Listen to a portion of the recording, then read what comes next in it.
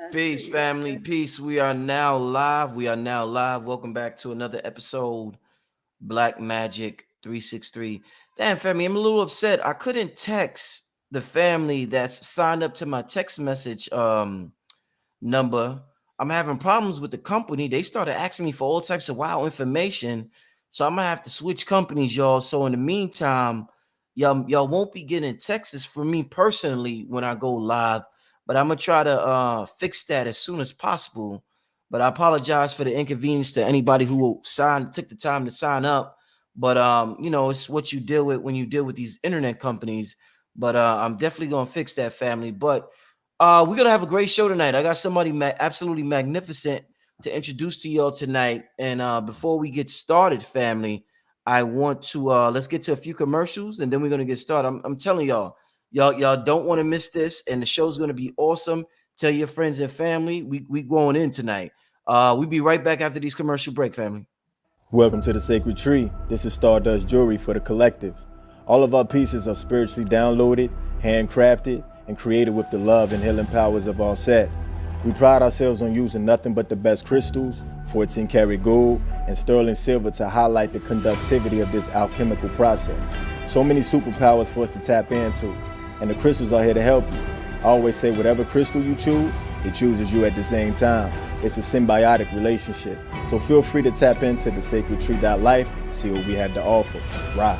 It's the numerovational session with King Simon. Text your full name and date of birth to 347-496-1022. That's 347-496-1022. And get my books on Amazon now. On Sunday, October 9th in Stone Mountain Village from 2 to 7 p.m. Papa Ashwa Kwesi and the Red Pillar will be in Stone Mountain. Get your tickets through Linktree/King Simon the Numerator or text now at 347-496-1022. Get your tickets now. Hey there! Had a bad dream? I have dreams too. Some parts are scary and some parts are fun. Always remind yourself, it's only a dream and everything will be okay. I had a dream about being in a forest too. Check it out, my pet Petey was with me.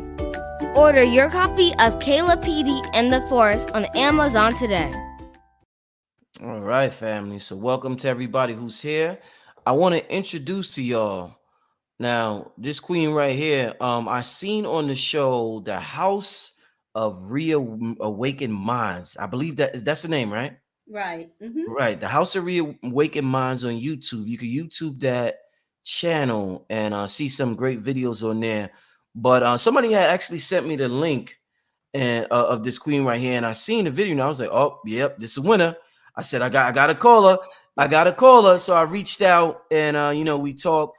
But wow, I was blown away. First of all, I want to present Mama Kali Sichen. Welcome to the platform. Thank Welcome. you.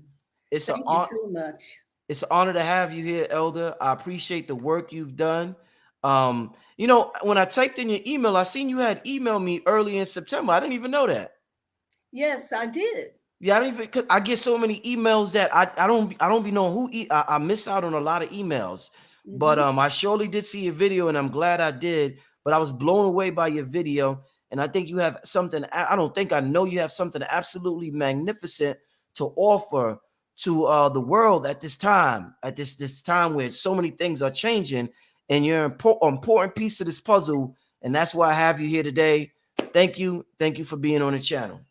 Well, I so much appreciate you inviting me to come because it's so vital for us at this time to actually understand what's going on, and how we can actually prepare ourselves for what's here. It's not something that's going to happen in the future. It is here. It is on us right now. And the Cosmic Prophecies of San Francisco actually told us about it in 1995. 1995, what is that? 25 years? And my husband and I, Dr. Endo, people here in Atlanta would know him, actually all over the country, because we took that, we had slides, the old-fashioned slides that you put in a carousel and you show it. Mm-hmm. Well, that's what we did all over the country. we actually traveled with one of these new age companies. I forget the name of it right now. It'll come to me.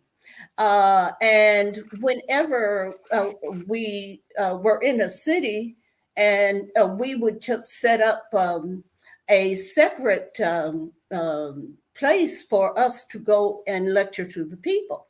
And so we were in Seattle, San Francisco, Oakland, Los Angeles several times.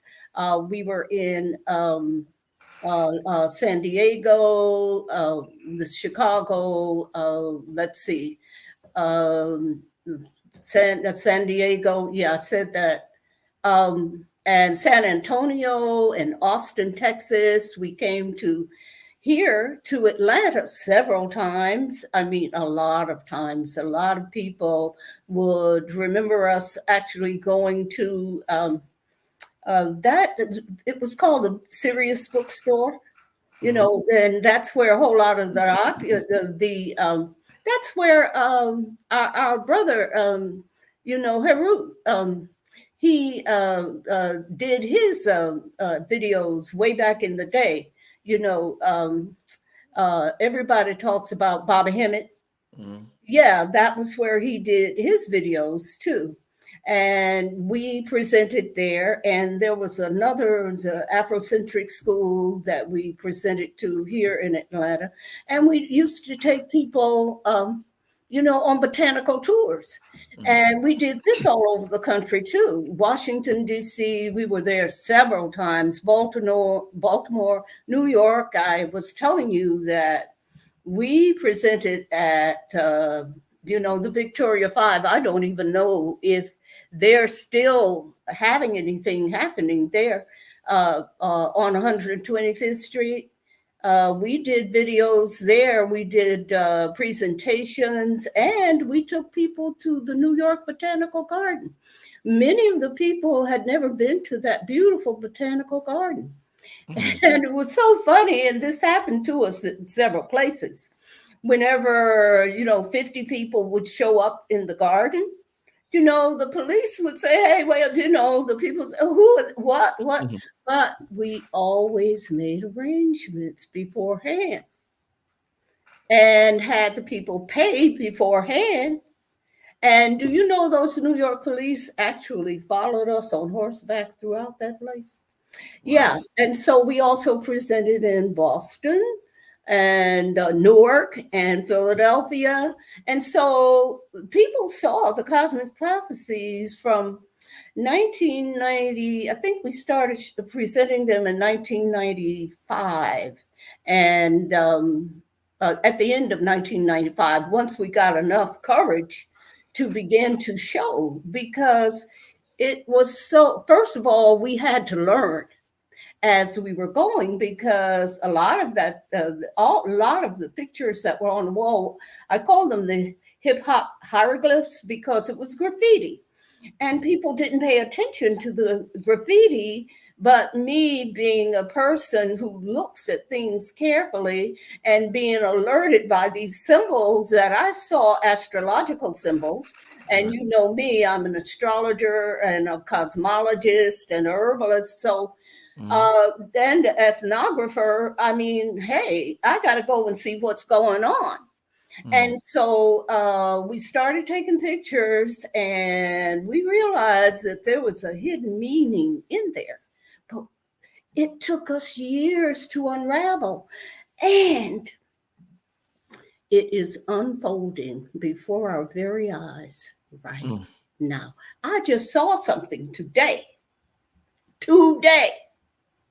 that I had not actually seen, but who had alerted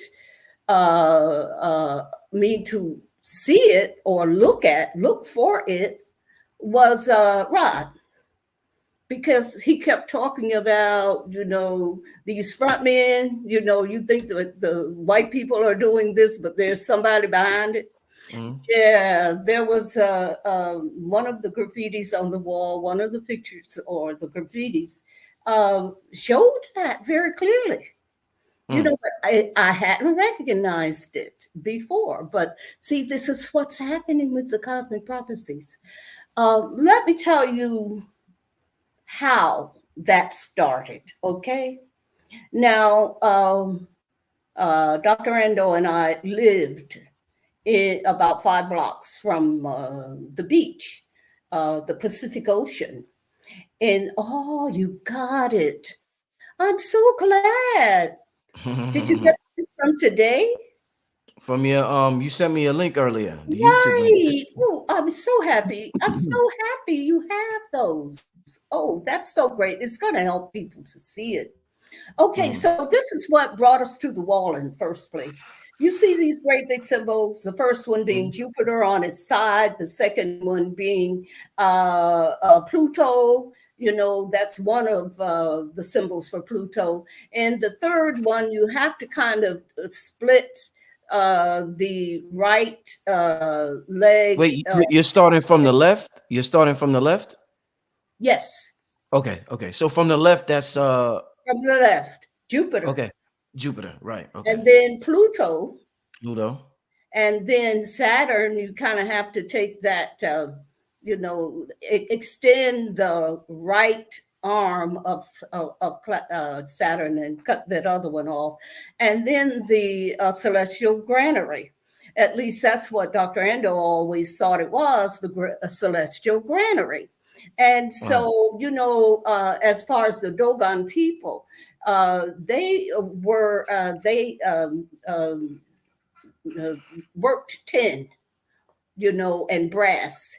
And so they had these smelting places. And it's similar to the smelting house was like that, but also their celestial granary where they kept most of their things, that were of value, including their food. Mhm. And so this is what brought me to the wall in the first place. Look at the size of them. You Mhm. see the man sitting up there, and he's got to be at least 6 feet tall. Look at the car. So Mhm. it's huge. And so, we started taking pictures. And when we walked close to the wall, we saw all the hidden stuff in there. And it was just unbelievable what was happening.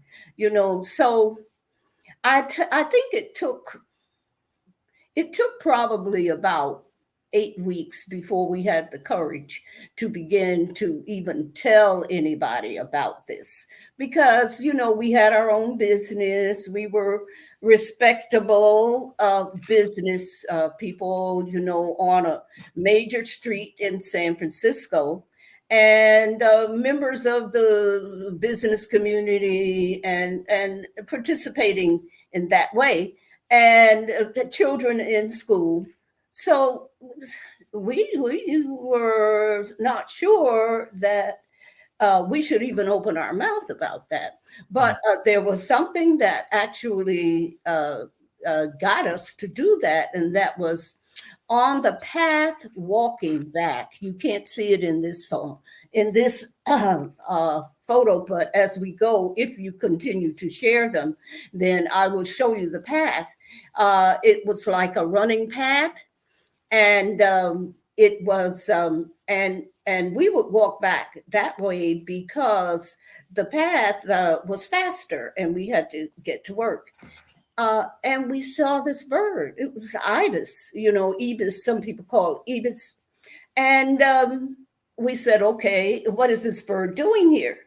Because we were looking at it as an Egyptian bird. And it was really, really funny. And so we said, hey, you know what?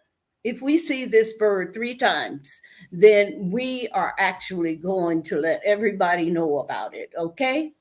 And so we saw on the third time that we saw that bird, there were 2 people running uh, on the path, and both of them saw the bird. But we didn't have a camera that day, and so we weren't able to take a picture of the bird. But as we moved along, there was one thing that we noticed that was repeated over and over and over again. And that was 104, the numbers 104 and 189. And it was all over the wall, all over in various places. It was just, randomly all over the wall. And it took like, I think it must have taken about 6 months or so before, what happened was I was doing my yoga on the beach. And then I went back like this and I said, oh, okay, let me go and look at my star map. So my star map is behind me. You can see. Mhm. And, I keep that star map, I've had it now for 52 years. And I've never seen nothing like that in my life. That's absolutely beautiful. that's why I spent $20 52 years ago to get it, and it's all frayed around the edges and everything. But I can't even frame it because it reflects light. And so if I, put something around it, it's going to mess it up. I can't apply any heat or anything to it. Maybe I could put it into a frame at some time, but that might, I don't know what that would do, but it's very precious to me. You can understand because it is clearly, the map of the entire sky that we can see. And I'll turn the light out just briefly. Let me do it just for a minute. Okay. Oh, okay. Can you see it better? Oh, yeah. Yeah, that's wow. That's amazing. Yeah, you can see the Milky Way. Man. Uh-huh. And well, let me see if I can get back in the picture. And oh, that's great. Yeah. Okay. So, when I went home and looked at my star map, 104 pointed directly to Cepheus. I'm sorry, Sirius, the brightest star in the sky. Mm-hmm. The star Sirius, of which, it is my belief. And I think I heard somebody say something not too long ago, but it is my belief that our sun is Sirius C. There's Sirius A, Sirius B, and Sirius C, but something very strange about Sirius C. And so I believe that it is our sun is Sirius C. And that's why, on the dog days, we hear, you just got to the South because I don't know whether you ever heard about the dog days, but it's the days before when the sun is rising with the star Sirius. And it starts maybe a few days, about July 1st, and then goes on through about July 6th or 7th. But it stays hot for a very long time. So I saw Sirius here, and then 189 pointed directly to the Virgin right here. You see Virgo, the Virgin. And so I, understanding mathematics, I said, well, there's a third point. So let us take a look and see where the third point is. And the third point went straight through the constellation of Cepheus. Now, I didn't know anything about Cepheus at that time, but we had to find out what was Cepheus about. Okay, so Cepheus is one of the pole stars. In other words, the pole stars are the stars that go around the pole, okay? Just very tight up in here. And so you have like Cepheus here, and you have Draco. So the Draconians come from Draco. And it's a very large constellation here. And I think it was maybe about 12,000 years ago, Draco was up. I think it's Theban, that particular star that comes to be the North Pole, or the North Star. And then, of course, you have the North Star that's right now is the tail of the little bear. They call it Polaris, and it's right there in the center right now. But Cepheus is rising. Now, there are only two people that I've actually heard talking about Cepheus, and that is myself and Dr. Finch. You have to know about, I don't know if you know Dr. Finch. He is a medical doctor who was at Morehouse Medical School. And he also was very much interested in the African cultures and wrote a couple of good books, you know. So Cepheus was what he actually, the Dogon and their cosmology is what he, actually concentrated on. And so now he's the one who's saying that Cepheus is rising. And of course, the message to me also was Cepheus is rising, you see, and that it is going to be the new North Star. Now, Dr. Finch says it'll be within the next 50 years. Well, he spent a lot of time over there with the Dogon. And if the Dogon told him that, I believe it. Now, if you go to conventional astronomy, they're not going to tell you that. But of course, conventional astronomy, you have to take it with, grain of salt, because I'm not quite sure what they are. There's a well-known political writer that calls NASA not a space agency, because they don't tell you very much of anything that's worth using. And so here we are with the notice that Cepheus, which is our home. And then we have, Big Mama over here, or Isis, or Set, the one who actually brought forth the species, right? Okay, she brought forth Taurus. And I might add here that one of the names for Cepheus is Pert Hor, which is Horus. That's one of the names for Cepheus. Now, in doing some investigation on Cepheus, I found out that the Phoenicians actually recognized Cepheus 20,000 years ago. It was the Phoenicians who actually they had a organization. I don't want to call it a cult, but an organization who called themselves Cephians, because they said that Cepheus was their father. And the Cephians had a song that they sung. Their hymn was to the Abzu.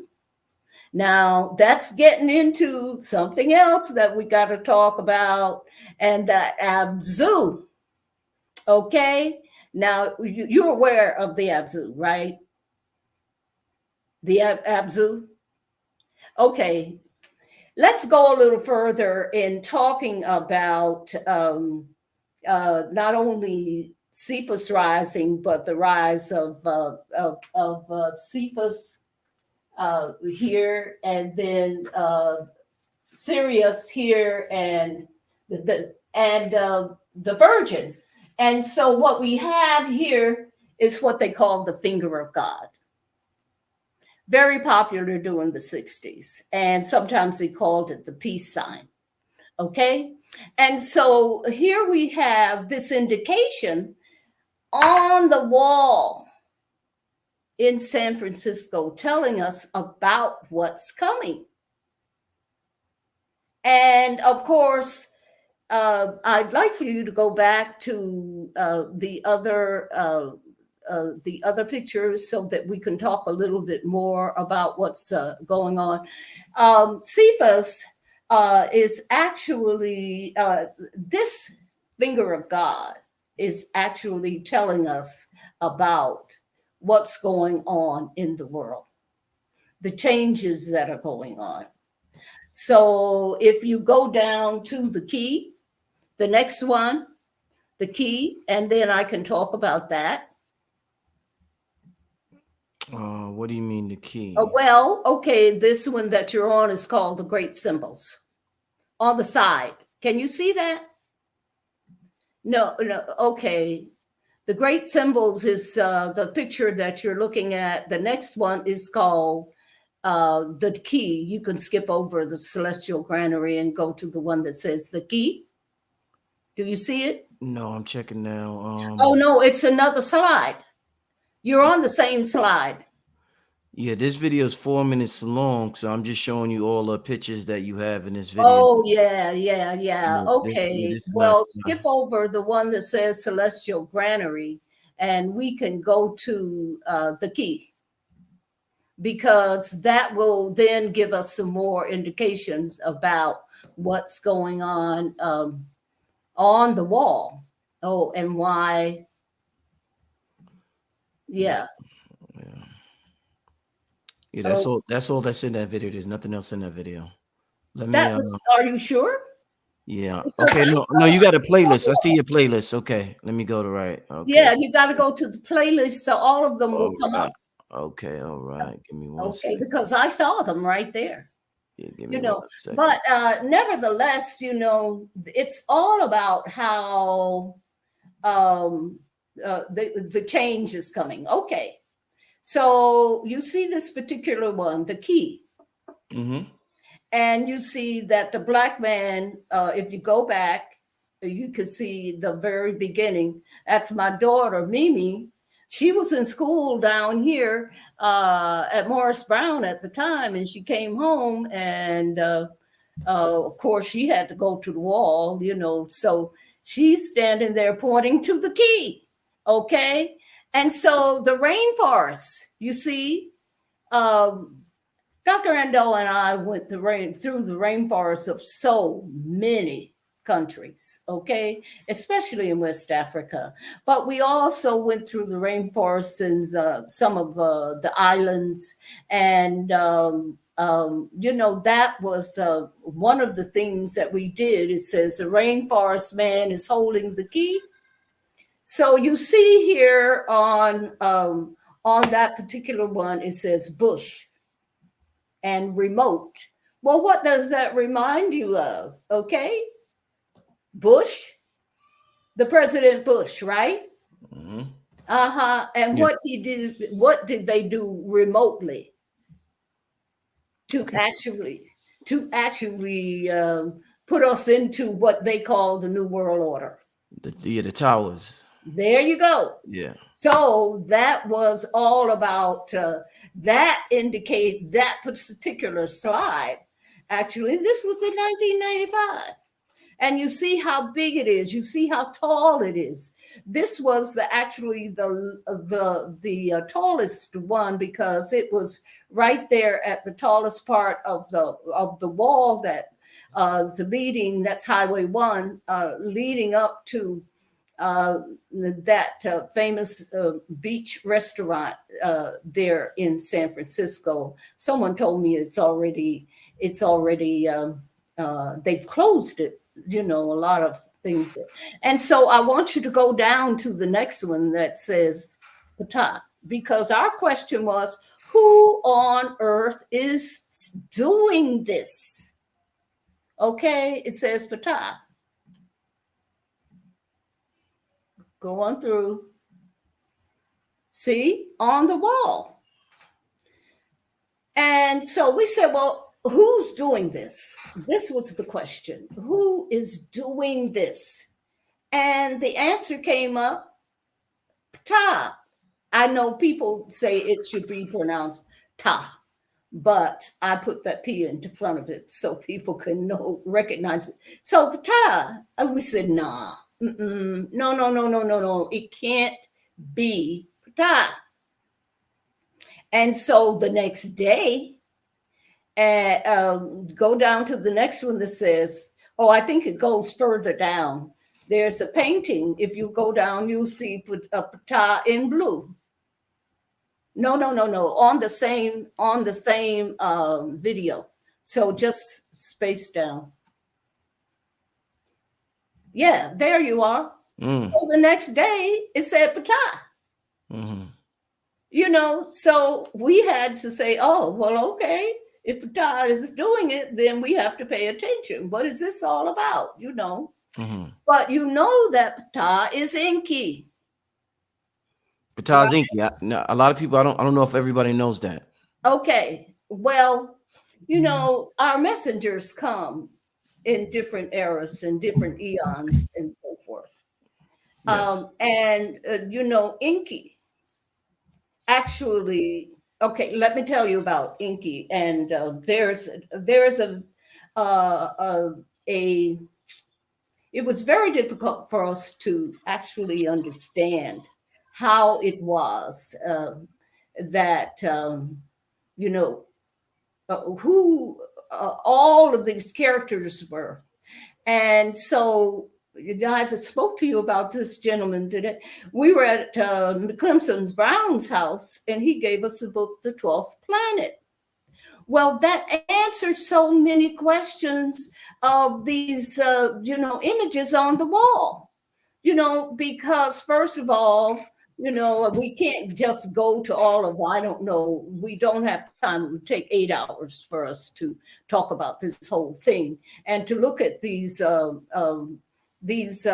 drawings on the wall that I call the hip hop hieroglyphs. Why do I call them hip hop hieroglyphs? Because they came at the same time during the era of the hip hop.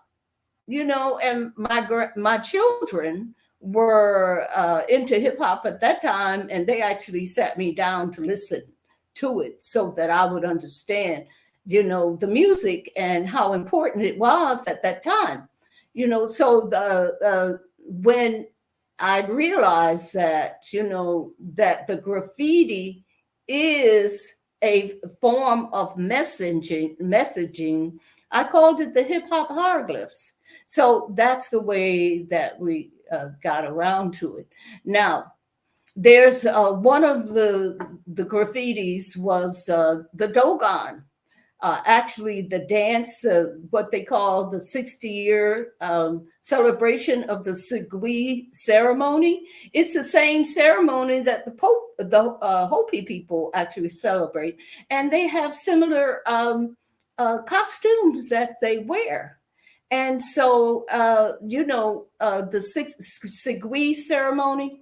So I didn't know what that particular graffiti was. I don't know if you want to try to go back to it and get to it, but I was at Ando and I were there at Clemson Brown's house, and I need to get rid of this. I don't know how to. And I was in his basement where he did his videos, and he was running a video on the Dogon. And I saw the image that the women had on their heads. You know, they had painted on their heads. It was the same as the image on the wall. You know, the 50-year celebration or the 60-year celebration, which they called the Segui ceremony. You know, I said, oh, okay. So this is how things happened. With the cosmic prophecies actually telling us about what's going on now. And to put it in a nutshell, it was about, you know, letting us know that looking at Saturn, Jupiter, and Pluto, And that conjunction in Capricorn in February of 2020. And that is what shut the whole world down. Now, why was the world shut down? Because there is a change in rulership on the earth. You know, those people who have actually ruled for all this time, their time is up. And the cosmic prophecy actually points these people out and shows them in so many kind of archons that they are, you know, and then just all kinds of images, you know, and it talks about all of the space travel, how I think it was a couple of days before, the day before 9/11, Rumsfeld announced that there was they had lost trillions of dollars in the Pentagon. They couldn't find it. Okay, well, nobody heard about it after 9/11, but there is a spaceship that is one of those hip hop hieroglyphs that you see there. The images from there that talks about how when they went into space, they had to have a gravity-free place where they could actually do genetic splicing, and and on the side of it, and you could, if you feel like going and getting to that one, because it's so explanatory about which one is that? Which one is that? It's a spaceship. What is it? Space beings, or what does it say? Well, if you go to it, I can tell you which one it is. No, you got, so there's over 30 something. It's down a bit. Let me see. Do you see them on the? Let me put it here so maybe you could see it and you could. Yeah, because I saw it. I saw all of them. They're about 40. It is a lot of them. Yeah, a lot of them. Okay. Let us see. Ascend, help is on the way. Dark brothers. No. You have to go up a little bit. Okay, because there's a Serigi dance, Serigi Comet one. Yeah. Oh, there it is. It says damage. Okay. Okay. Just slide through. There it is. Okay. You see the spaceship? Mm-hmm. And it says, feed the hungry, not the arms race. It says, Exxon sucks. And then you go on. You remember, well, maybe you don't, when Exxon had that big oil spill up there. I remember. The Exxon Valdez. Okay. Yeah. And also it says, where did all the money go? You see up there above, feed the hungry, not the arms raised. It says, where did all the money go? Well, this is what Rumsfeld talked about, trillions of dollars.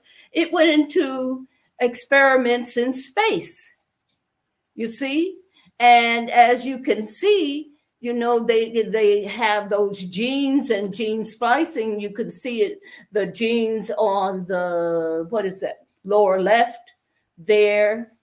And, and the money, the bills falling out of the center of the spaceship that cracked open. So how many spaceships have we seen that cracked open? These, what's the guy's name?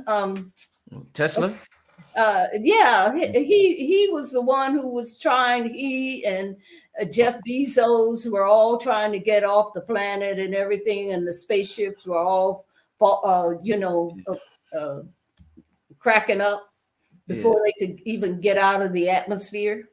Right. Yeah, so you see that this is very clearly a demonstration of what was to come. Well, remember now, this was 1995, and it wasn't even a good camera. It was a little Kodak camera that I used. That's the only one I had, and not knowing that, I knew it was important, but I really didn't know at that time because we were learning as we went. We were learning as we went. Now, that one that says Sigui Comet 1, up there, that's the one I was telling you about as far as the,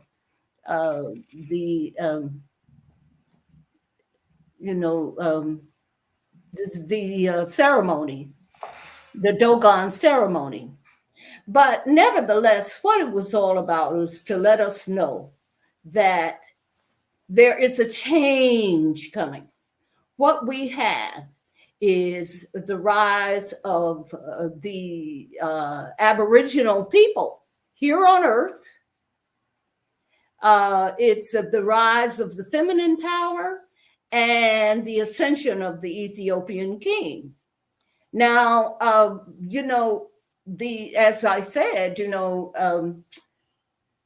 the Ethiopian king, Cepheus, he's been known for by the Phoenicians at least 20,000 years. And from what I had, some of the information that I had come up with and I had found. And so it's like time for Cepheus to rise as the new North Star. Now, what does that mean for us? Okay, it means that our time has come. It means that it's time for us to get up off our behinds and do what we got to do to liberate ourselves. Okay? And so as far as the rise of the feminine power, 189 points right to our lady, Isis or Set or Ninhursag. You see, what I found out was that so many of the clues that were in the cosmic prophecies actually pointed to this change of guards on Earth.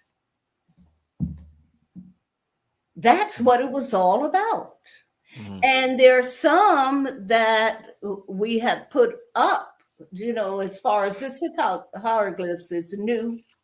It's something that a friend of mine has been working on for the last 2 years. I just don't have the skills to do that, but he was the one who was putting it together. I have about 200 slides. And I think that there are, or should I say, photographs. And I think that there are about 30 or 40 in this.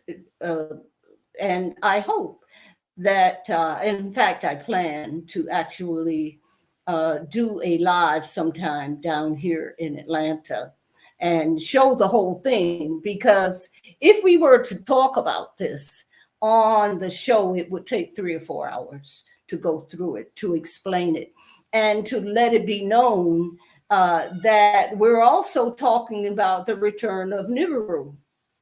You see? And because there's another one you've got to show, okay?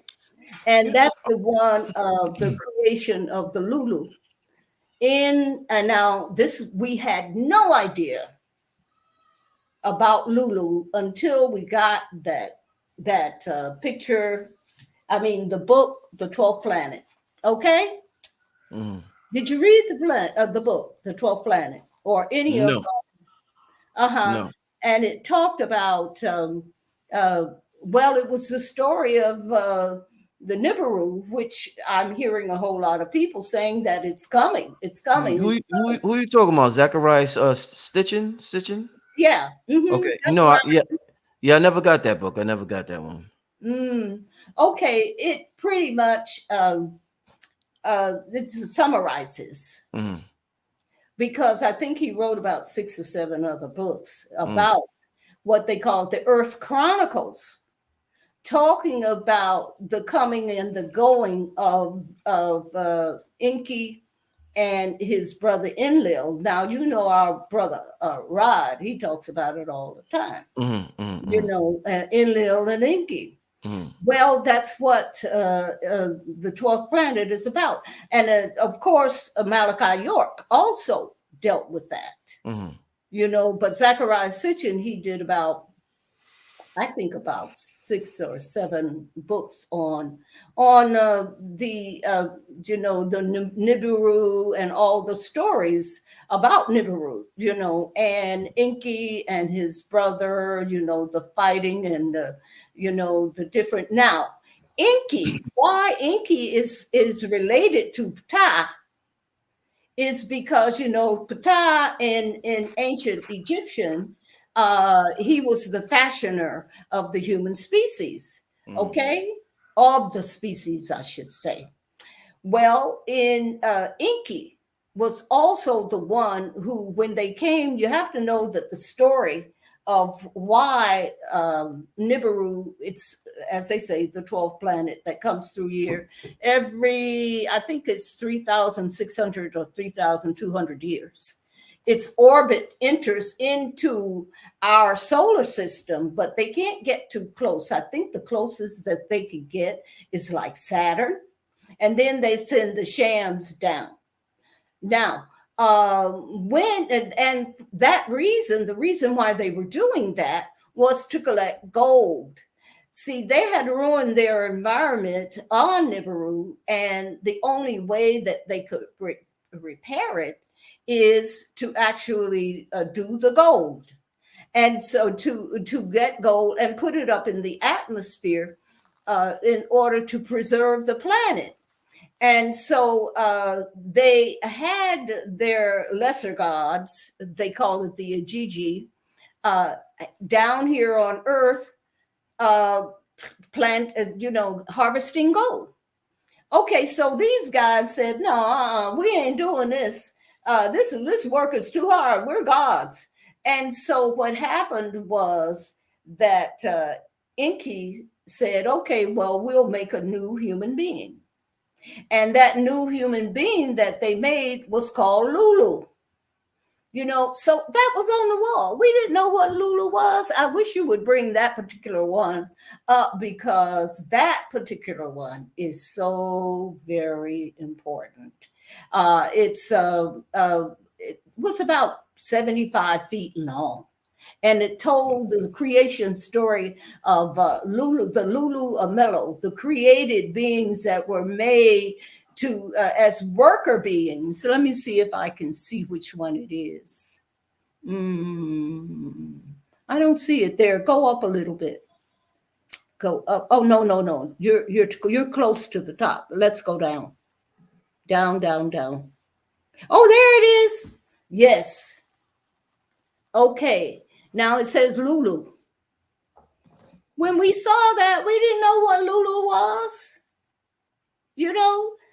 but in reading the 12th planet, we read about how they were looking for gold, and the Ijiji, the lesser gods from Nibiru, they said they weren't going to do this hard work down in these gold mines here on Earth. And so they created, Enki created the Lulu. And so if you can see right here that it's the cross there, first of all, there's a gene at the lower left, right under the banner that says Lulu. And then a cross says 666. Well, you have these blue-eyed people here, with a white outline, and it says, I need not a white heart. And then you have, okay, you can't see me pointing to it, but that one on the lower left, right, that flame, it's all about the suffering of these Lulus because of the heat. And we're seeing this happening right now. The solar flares, and we're seeing the heat that's actually scorching the earth right now. And so all of this was projected, but there are stories even in close-ups. I think that, okay, the one right, right before it says SHC. It's a close-up, and it tells even more information about, right over, I need not a white heart. There's some small writing that talks about that particular time. There's a close-up. I think I think it's the next one that says SHC. No, is that it? No, it's a close-up. It's the close-up with the frame. It says SHC. Yes. So you see the writing above. It's right next to. It's on the right. It says Juice Age. And it again repeats 104, 189. But Juice Age was the time that we were in at that time. What the brother who was accused of killing his wife, OJ, and he's a Jew. Yeah, that was Juice Age. We were in the middle of that in the 90s when this was actually put up there. And so they called it Juice Age. And then third degree burns. So, well, this flame on the blue-eyed white individuals explains how now we're seeing this happening is the third degree burns, But it goes into even a greater detail because, see, there were changes that happened all the time. And so there were times we would go and what was there yesterday was changed overnight. So Inky said he was the one who was doing it, or Ptah. We later found out it was Inky. Now, I think the reason why they said Ptah because they knew that I would know Ptah, because I understood a little bit about ancient Egypt and the gods at that time. Had they put the name Inky up there, I wouldn't have known because I didn't know about that at that time. So all this was a learning curve. And whenever there was a new image on the wall, and we didn't know what it was, either we'd see a video or somebody would bring us some kind of tape or a book or something like that would give us the answer. So it was like a divine intervention of stories to let us know what was coming. And even like I said, even today I saw something else. And of course, it gets even deeper than that. One thing about, there's another one there that's called Twist, Quip, and Skew. And it's about the media. And you know how the media right now, it twists everything. There's no truth in the media. They give you little sound bites, like that's what the quip is. It's a little sound bite. And then they twist all the news, all the information is twisted and it's skewed. And that particular, that's right there on the wall too.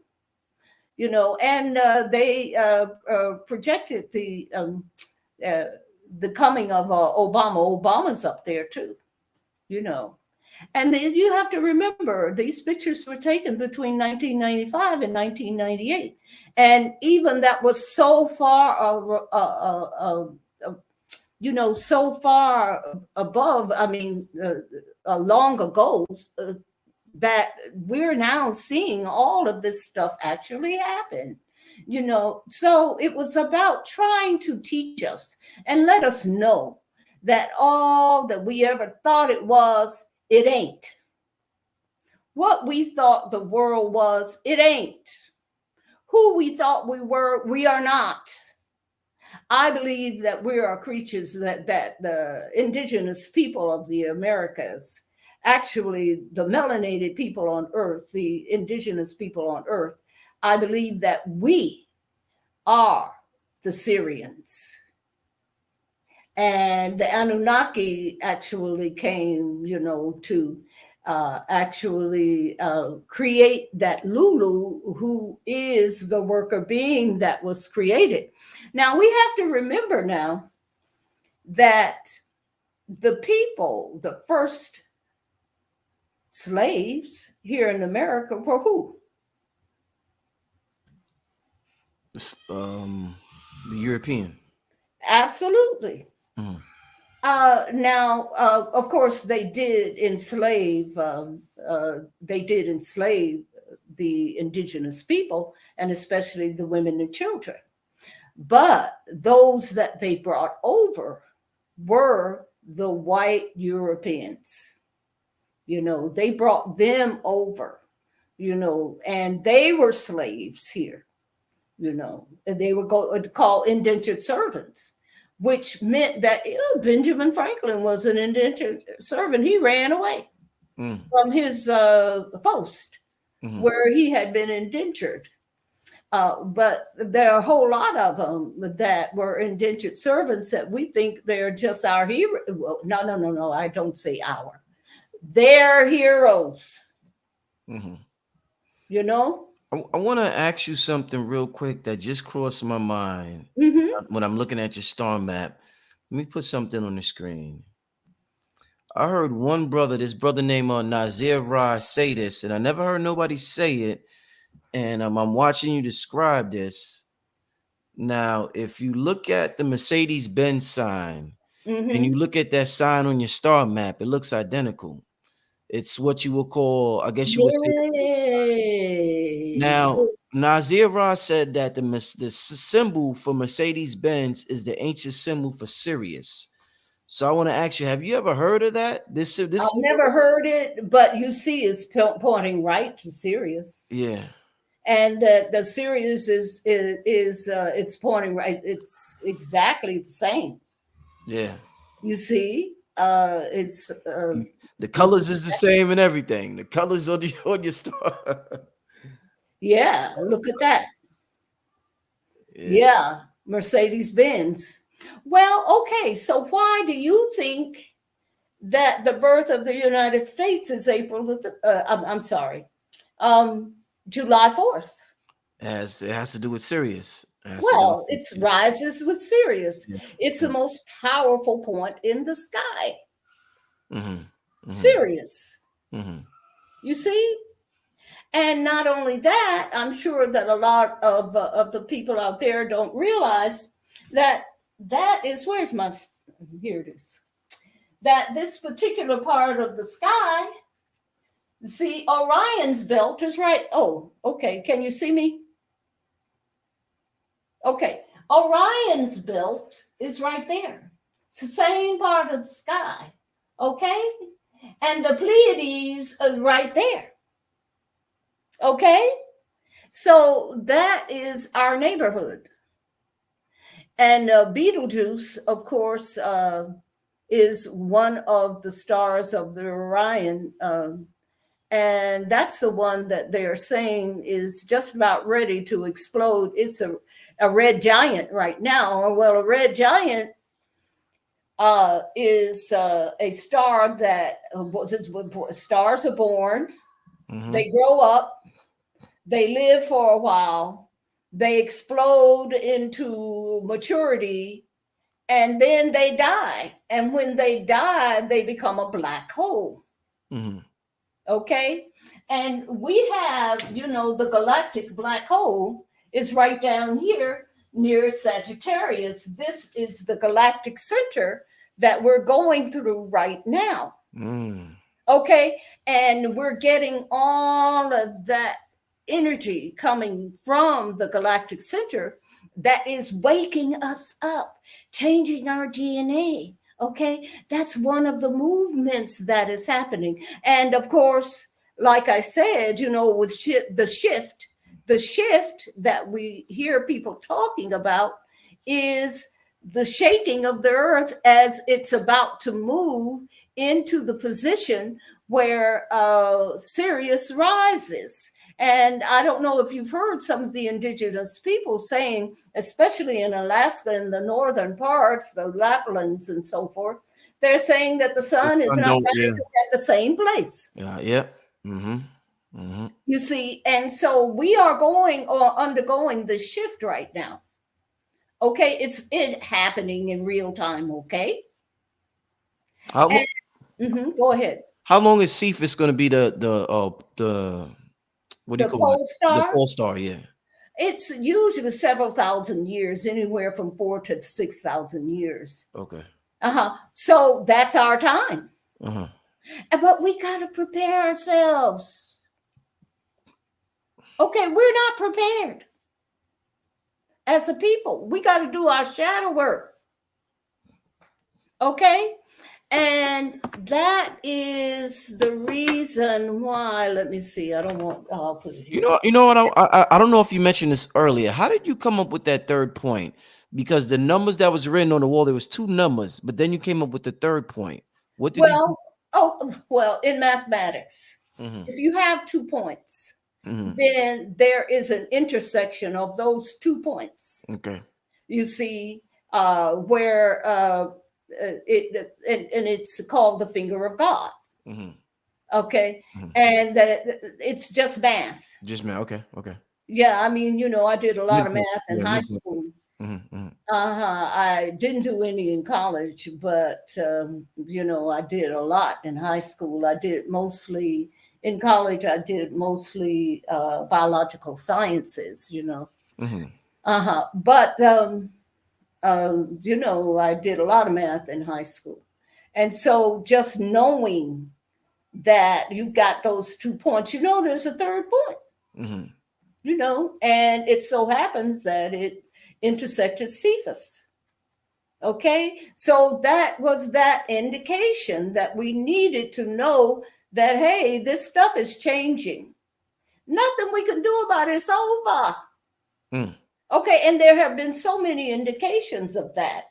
Now, there is another thing that I want to show you. Yeah, I'm glad that I turned that light off, because you would never have been able to see all the details here and see some of the things that are happening here. Man, that's majestic, man. I'm glad Yeah. you turned the light off. That's amazing. Yeah, now you can see. Yeah. You see, I ain't never seen nothing like that. honey, let me tell you, I have looked and looked and looked for it. And that's when I saw it, it was a little tiny little store at the corner of, I think it was Church Street or 14th Street and Market Street in San Francisco. And I had just walked down there with my baby. My baby was only 2 years old. And we were just walking, going to the store, going to see what was going on. We were right there. We lived right there at Webster Street, and Webster Street actually almost intersects that particular. That's like a 5 points area in San Francisco.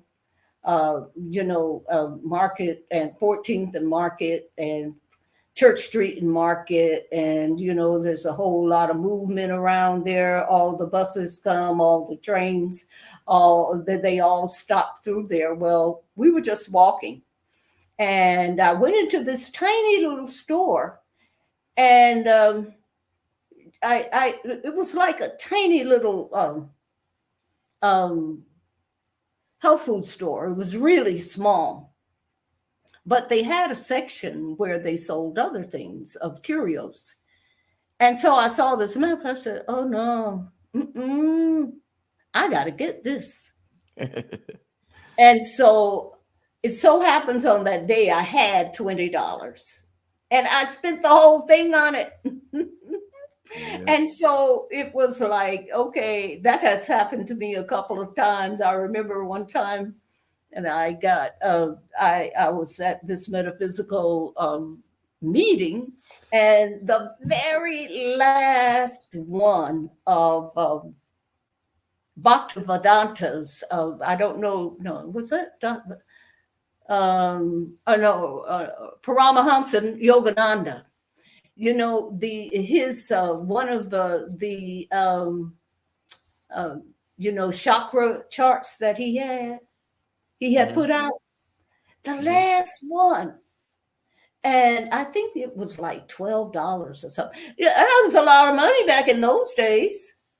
1970, that was a lot of money. No, yeah, definitely. Yeah, and I bought it. I said I won't see it again. And if I walk away from here without it, I won't see it again. So that's the same thing and I have not seen another one of those maps.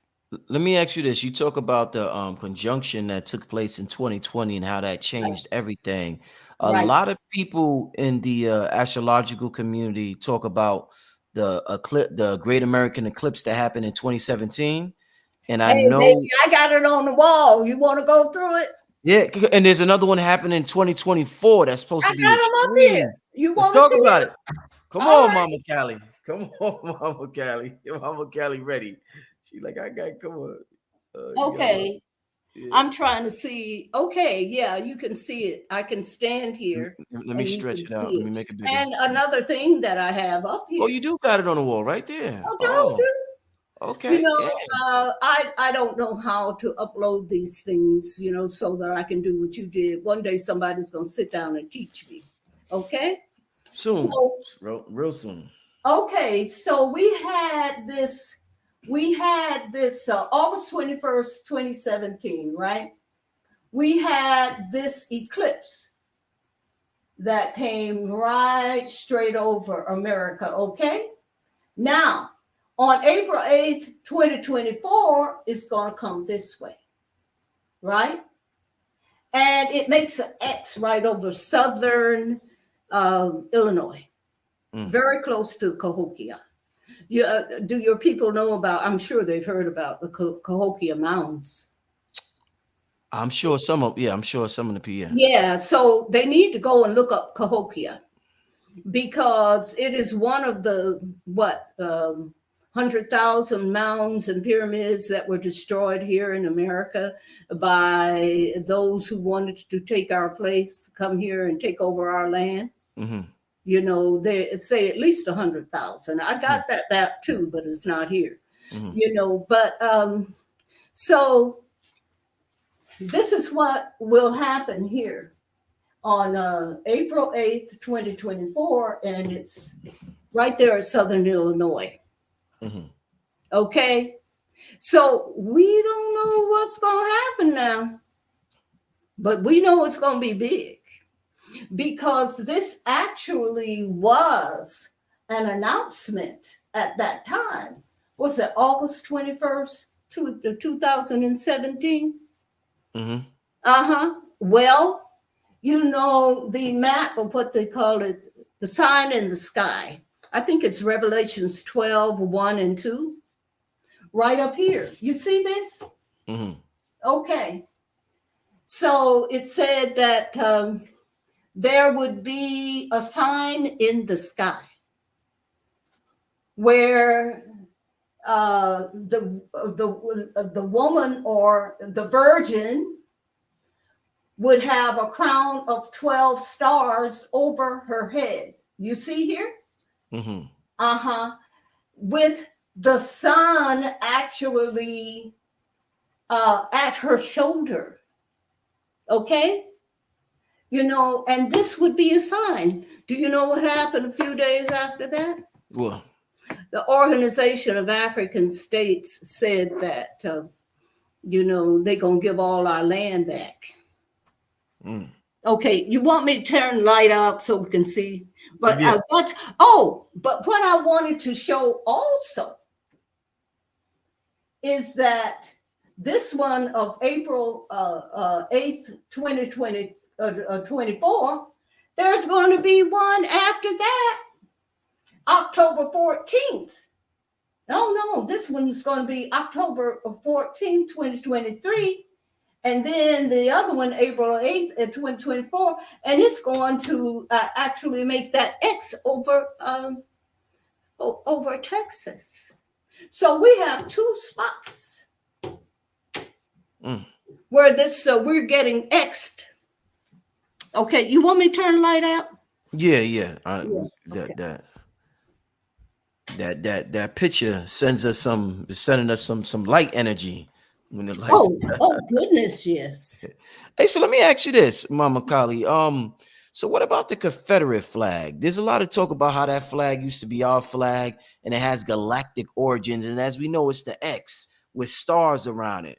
Mm-hmm. So could you tell me, is there anything you could tell us about that, the Confederate flag? Well, I have a poster here. I didn't put it up. Some ancient looking that tells us about those flags. It is true that that was our flag, and the Confederacy, belonged to us. We Oh, were the yeah, ones who fought, yeah, yeah. and they see. Okay, Damn, what we have is we're living a grand lie. mm, Period. mm, Nothing else to talk about. mm, Everything we learned in school was a lie. mm, There's no truth in what they ever wrote in any of them books. First and foremost, we are not from Africa. We are the Aboriginal people of this land, North and South America. And North and South America are not the new world, they're the old world. mm. I mean, where do you think America is Egypt? When Napoleon was supposed to have gone to Egypt, Yeah. okay, it took him 6 weeks. Now, if you are sailing, even if you leave from the Atlantic Ocean to go through the Mediterranean to go to Egypt, so-called Egypt over there, it wouldn't take you 6 weeks. So he came here, and there's so much evidence and even books that have come out they've always been there, but they hid them. Just like all the artifacts that belong to our people are hidden. The Smithsonian went and got that stuff and hid it in the basement, just like the Vatican took all our stuff from everywhere and hid it in the basement. They don't want us to know who we are because they want our stuff. It ain't theirs. And the time is up. And I was just about to tell you, because a few days after this sign in the sky, okay, the Organization of African States said, hey, you know what? All this land and everything and all these resources are yours. We are relinquishing it. And we sitting around here talking about reparations. No, I don't want no reparations. People will say, well, you mean if they offered you some money, you wouldn't take? No, I want my land. Mm. I don't want no reparations. What, a couple hundred fiats? No. You want your land. I want the land and the resources. That's worth trillions and trillions and trillions and trillions. I got you, yeah. And then all of our problems would be solved if we would get our mess together. I don't want to use no word that a nice lady like me should use. Sometimes I do, but I try not to do it publicly too much. Yes, save those words for me. I'll use them. Just okay.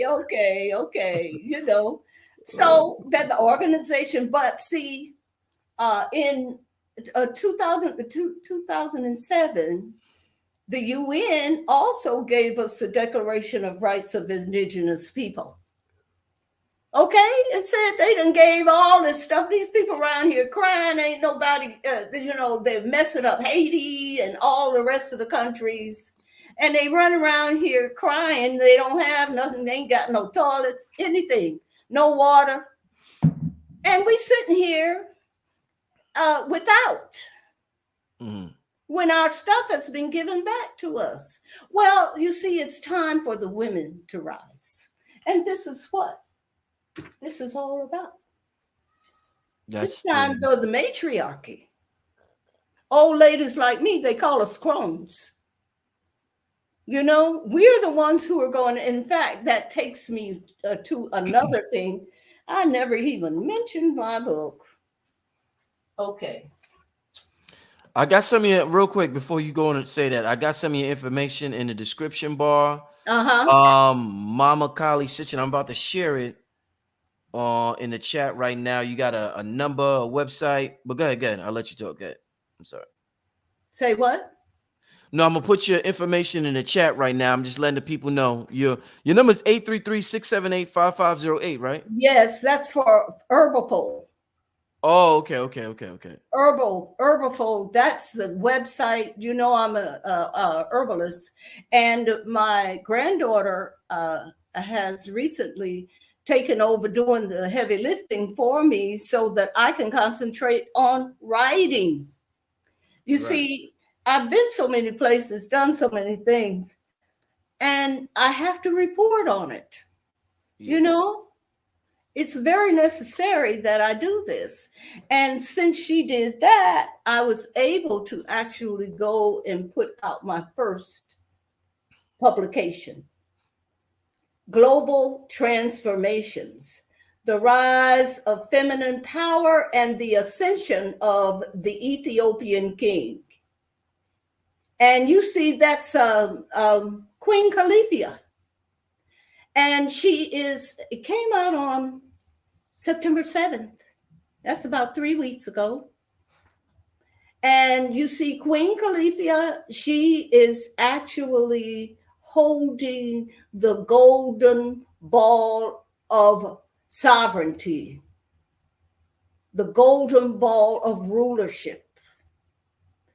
This came out on the 7th, and they announced the death of the queen on the 9th. What am I saying?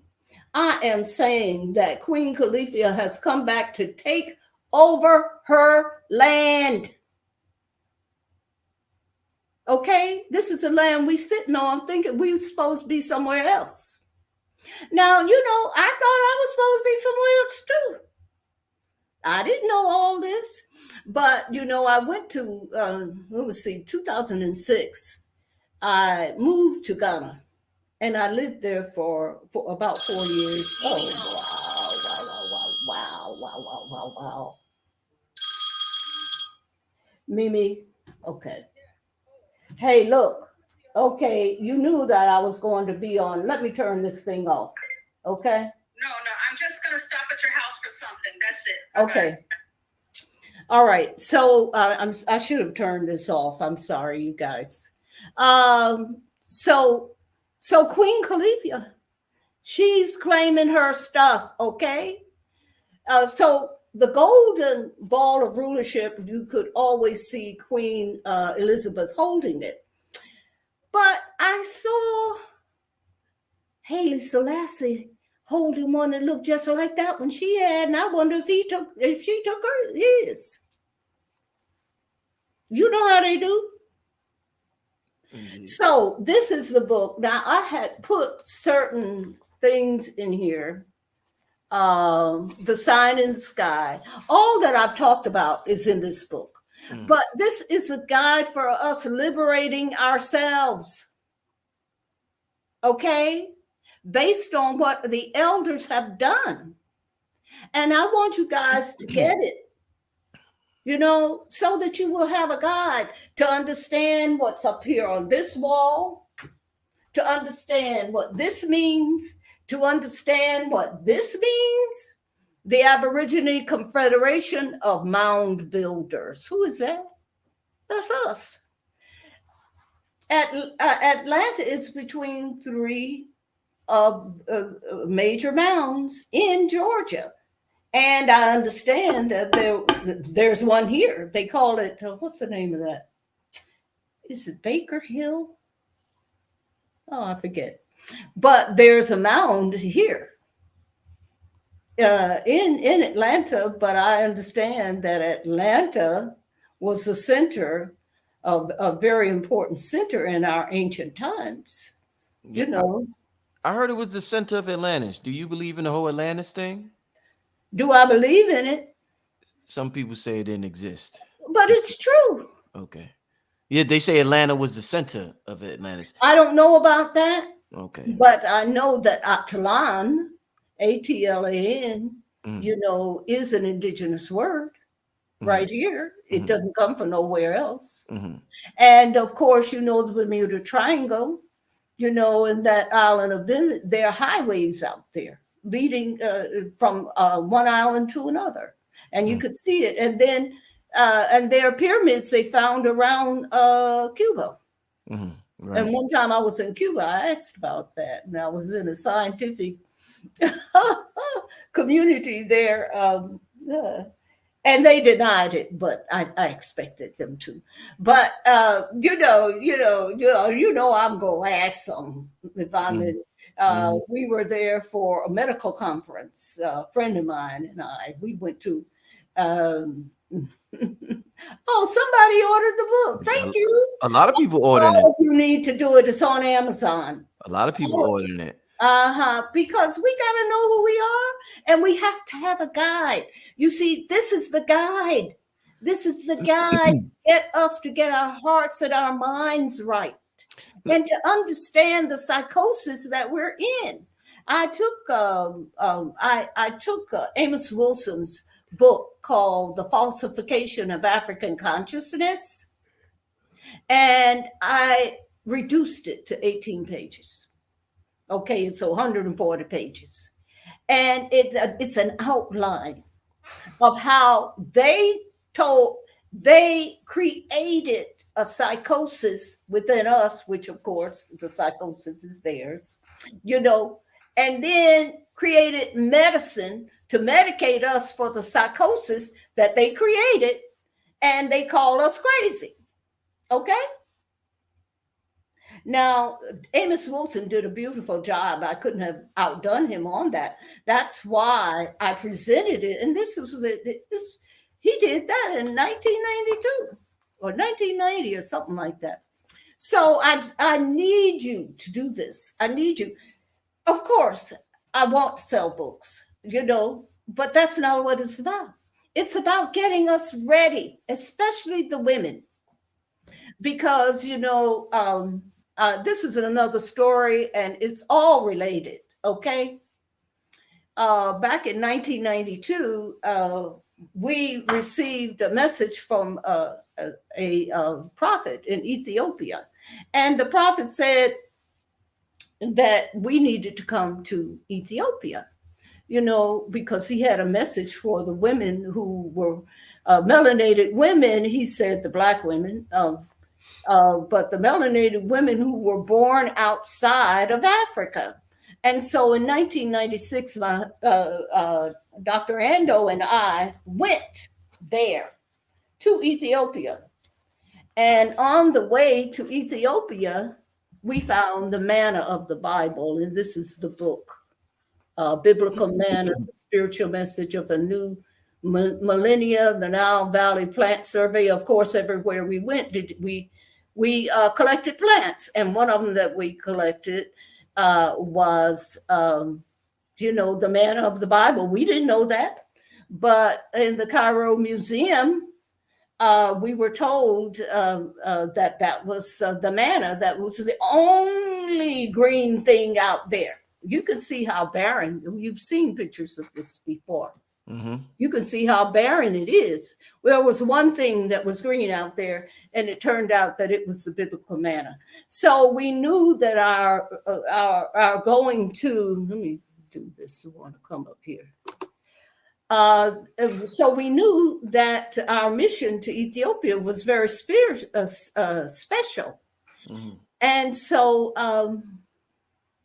when we got there to Ethiopia, we went down the road by the Great Rift Valley and stopped at Shashamane. That's the land that Haile Selassie gave to the Rastas, and there are very few Rastas living there. Beautiful land. It's like prime Ethiopian land, and Ethiopia is beautiful. So when we got down there, we thought we had gotten there, but we had to climb a mountain. And it was like right at the source of the Nile. And so this prophet was there, and we sat down, and the people, all the elders were sitting around, and the animals came and sat in front of us. And the prophet came out and he said, I want you to go back to America and tell the women that they are the ones who will change the world. Mm. That was the message from the prophet in Ethiopia. And that whole message is also in this book. So this book covers not only what you see here on this wall, but of course, and I dedicated it to many people, the people in my here in my children, my husband, and my meditation group here in Atlanta, and my best friend, Miss Ella, and Noble Drew Ali. Because Noble Drew Ali, when I went to Ghana and I lived there for 4 years, Sister Gladys, I know all of y'all who went to the bookstore, Sirius Bookstore down there on Cascade back in the day when Bobby Hemmett was going there, when he was actually lecturing there. All y'all know Sister Gladys. She's with the ancestors now. But Sister Gladys gave me about 3 books about Noble Drew Ali. And I took them with me to Ghana. And he's the one who actually had me starting to think, well, wait a minute, maybe I'm not from Africa. You see what I'm saying? And so I learned that, and I began to study while I was in Ghana, but I was of the opinion, that we all came from Africa. That's what our historians have told us. And when I got back, I read that book, When Rocks Cry Out. Now I started to think then, that book, don't you? When Rocks Cry Out. Yeah. My brother said, hey, wait a minute. It looks like the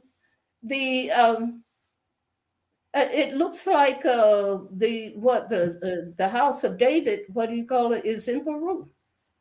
The city of David. Mm-hmm. It's in Costco, what do you call Costco? The city of David. Right. What is it? It's not called Costco. I forget the name, but I know what you're talking about. In Peru, and so that's the city of David as it is described in the Bible. And there's no other place. There certainly isn't any place in the Middle East like that. Let me ask you this. With your book and so much talk about Big Mama and the rise of the divine feminine energy. What's the best thing a person could do to tap into the divine feminine energy? Like what aspect of the psyche is the best aspect to tap into that energy, right? Is it intuition? Is it empathy? Is it compassion? No. Like what talk to me. You got to know who you are. You got to study yourself. This is what the Noble Drew Ali's whole message was about. All that stuff about Islam and everything, that ain't what he was talking about. Wow. He was talking about knowing civics. So we would know how to actually rule ourselves when the time comes, and that time is now. What do we know? We all here fighting the Moors. Well, that's what, Taj, and I got a shout out to Taj and Dr. G, because they actually featured me with this book, and Taj featured it. So hey, that brother, he's been doing civics for what, last 50 years, Mm-hmm. And we got to know who we are. Right now, we're so confused, we're doing all kind of stupid stuff. Mm-hmm. Acting a fool. Indeed. And Noble Drew Ali said to us that we must know ourselves. And the people would say, well, what should we do? He said, study yourself. And then they said, well, what do we do after that? He said, study yourself. And then, well, what do we do after that? You study yourself. So it's a little bit more than what you think it is. How can you tap into the divine feminine when you don't even know who you are? The first thing you got to do is come from the heart, learn that heart chakra. It takes many, many years. And, the steps to the Temple of Light, I've actually put all of that into this book, The Steps to the Temple of Light. Okay? Let's take a couple of questions before we get out of here. Okay. Yeah, family, once again, I want to thank you for tuning in. Mama Kali Sichen, first time on Black Magic 363. So honored to have her on the platform. It's been an absolutely magnificent show. I hope y'all took notes.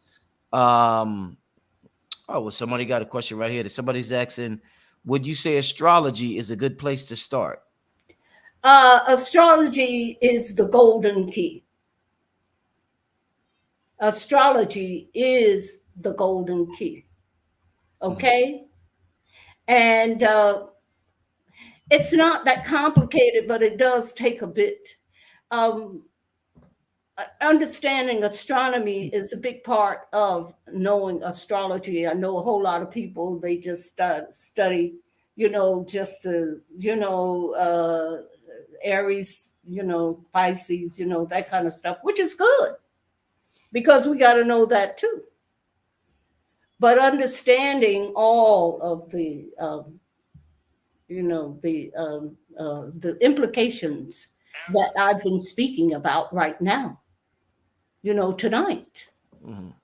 Astrology is the golden key. The tarot is the silver key. But in order to utilize all of that, you've got to know yourself. And so you have to concentrate on becoming one with the universe. And, they told us that, to become an initiate in the temples, of the ancient Egypt, which, of course, I got to say this. In the, they said it would take 50 years, okay, to become an initiate. Now, in the Emerald Tablets of Thought, when the flood came, they went to Africa. So where did they come from? Atlantis? Atlantis here. Okay. Atlantis. The best place of the question is astrology a good place to start? Yeah. Do your chart and study that. That helps. But you've also got to do your shadow work. You got all that stuff that's hidden and has been, swept under the rug as far as, your life. Maybe things that you cry about and you pretend it never happened and all those kinds of things. You've got to,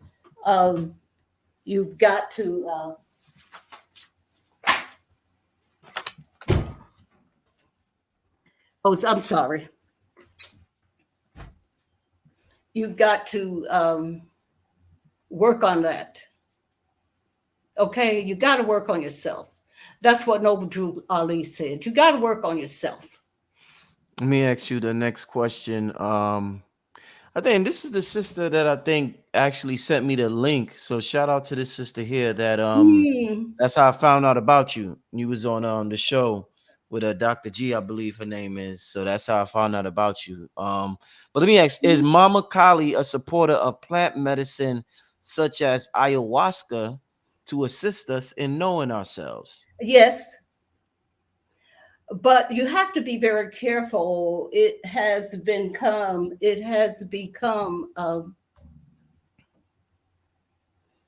contaminated, should I say? Mm-hmm. And these things that are happening, with these group things, I don't think that is good.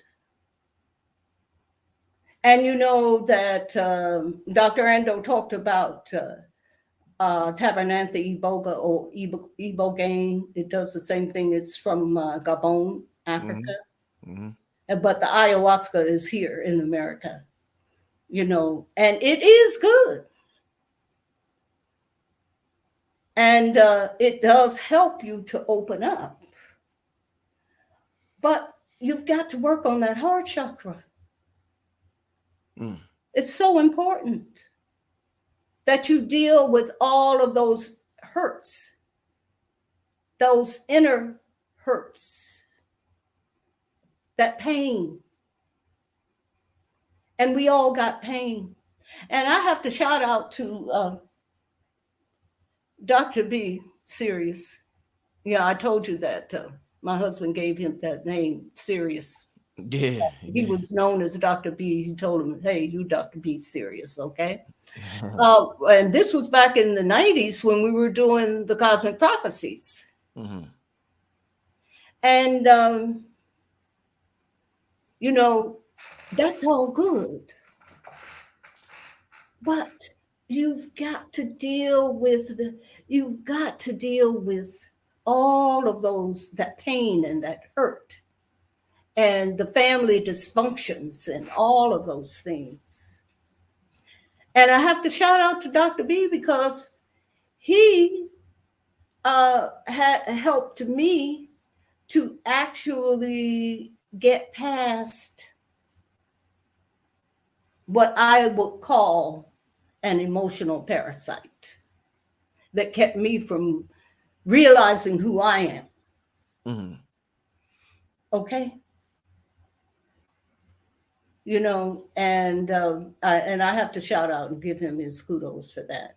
So people are always helping you in so many ways, and sometimes so many unknown ways.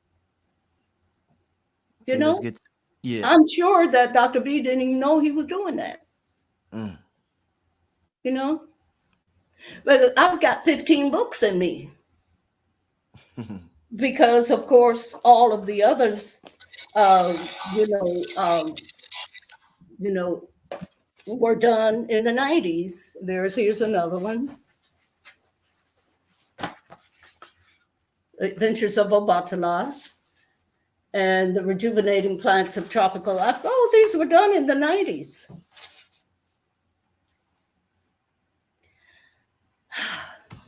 So we've got to work on ourselves. That's the most important thing that we can do right now. All right, let me the next question is Thoth related to Inky? Yes, they were brothers. Yes. Okay. They were brothers. Thought from the way I understand it, Thought, he's the one who wrote the Emerald Tablets. Mm-hmm. Right. Mm-hmm. From what I understand, that was his brother. Because he talked about the 10 islands. The 10 islands of Atlantis. Mm-hmm.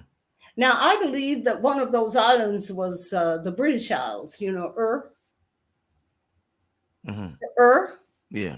Yeah, I believe, because one of the oldest monuments to Cepheus is there in the British Isles in Scotland. Wow. What kind of monument? What kind of And monument? it's over 20,000 years old. What kind of monument is it? Well, you know, it's a megalith. A megalith, sort of like what do they call that one?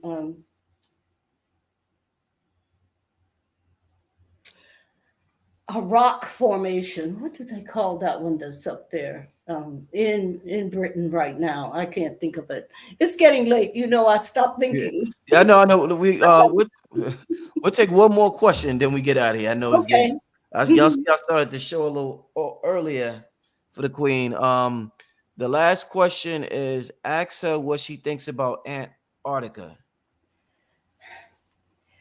I do believe that that is where you can enter into the inner earth. And I know that the ice cap is actually melting now, and that there's a crystal city that has been exposed. Mhm. And I don't know who's ruling down there, but I do know that a whole lot of people have gone down there. Mm. And I hear, now I don't know how true it is, but I do hear that Marduk might be there. I don't know that. I can't sign on to it. But there was a huge earthquake, and I read about that today, as a matter of fact. There was a huge earthquake down there several years ago, which they didn't tell us about, but it actually caused thousands and thousands of small quakes all over the world. Mm. You know, so they are saying that Atlantis will rise. Okay, I think it did break apart. I believe that,